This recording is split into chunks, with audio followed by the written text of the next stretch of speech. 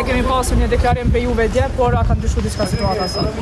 Jo, nuk besoj që ka ndryshime, sa shmeshmëri që të gjapin vekimin, nëse shumica ka vota dhe do votohet kryetari i kuvendit, e kemë deklaru dje se në princip ne kemi qenë edhe ndeshëm që me konstitu kuvendit, mirë po do të marrin qëllim përbashkët me opozitën, pra nuk do të ndahemi as për kryetarin e kuvendit. A keni diskutuar me opozitën deri më tani?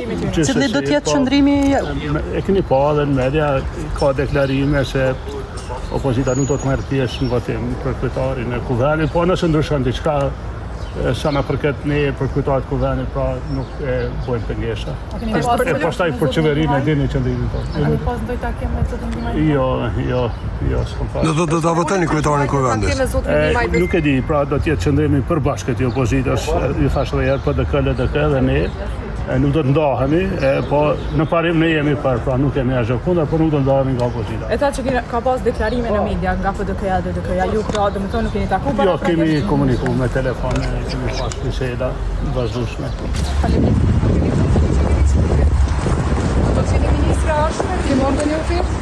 Po, oferta po. Keni pranuar ofertën? Duhet më shumë e ta.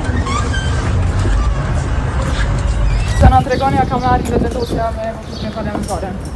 Po të shumë. A je optimist që ka mendon? Po. Ne kena thënë një herë që nuk e votojmë qeverinë Kurti dhe ajo ne s'pran qëndrimi më të mirë. Shumë faleminderit. A na kuptoj, keni votuar për të votuar